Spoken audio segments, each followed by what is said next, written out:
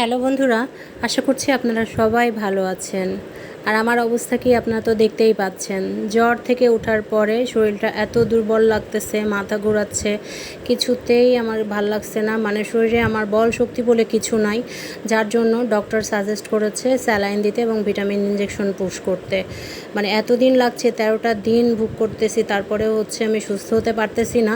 এই জন্য ডক্টরের সাজেস্ট অনুযায়ী স্যালাইন নিলাম। তো পাশের ফ্ল্যাটে একটা ভাবি নার্সিংয়ের জব করেন, তাকে ডেকে আনা হলো, হয়ে বাসাতেই স্যালাইন নিয়েছি।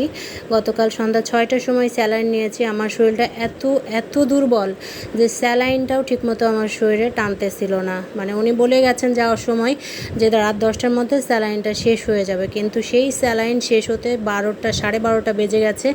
তারপরই আমার ভমিটিং শুরু হয়ে যায় এবং মাথা তো ঘুরতেই আছে, শরীরে কোনো শক্তিই আমি পাচ্ছি না।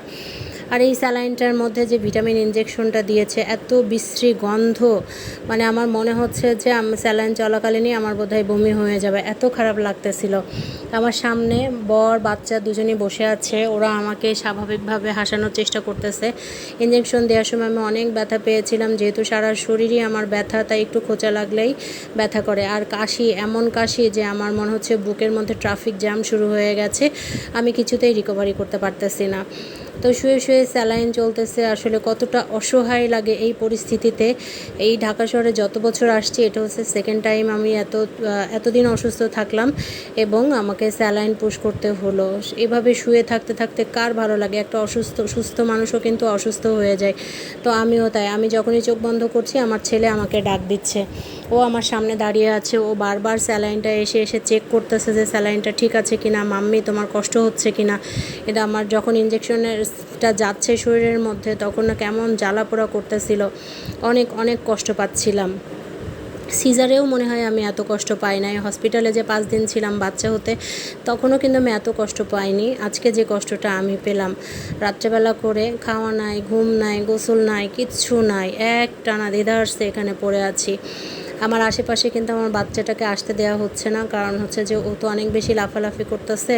মানে ও খুব চিন্তায় পড়ে গেছে যে আমার মা বাঁচবে তো, আমার মা সুস্থ হবে তো, মাকে আমাকে একা করে রেখে যাবে। ওর বাবার কাছে এই প্রশ্নগুলো করছে।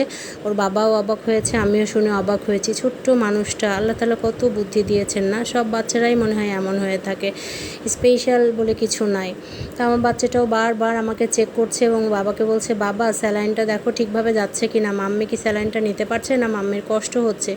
সে যে অসুস্থ সেটা নিয়ে তার কোনো মাথা ব্যথা নাই, আমার কেন স্যালাইন চলতেছে, আমি বাঁচবো কি না, এটা নিয়েই আমার বাচ্চাটার যত কথাবার্তা। তো এমন করতে রাত 10টা বেজে গেল, তারপরেও যায় না। এবং অ্যাট এ টাইমে সে ওয়াশরুম তো স্যালাইন নিতে গেলে পাই, এটা স্বাভাবিক কথা। বাচ্চাটা খাবে না, ঘুমাবে না, তার একই কথা, না আগে মার স্যালাইন শেষ হবে, তারপরে আমি খাওয়া দাওয়া করবো বা আমি ঘুমোতে যাব।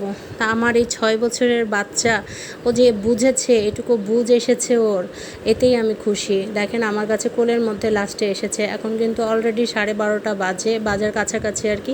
তারপরেও সে আমার কোলের মধ্যে ঘুমাবে, আমার কোলে ছাড়া সে থাকবে না, আমার কাছেই সে থাকবে এবং বারবার আমাকে জড়িয়ে ধরছে, আমাকে পাপ্পা দিচ্ছে। মানে ও না খুব অস্থির হয়ে গেছে।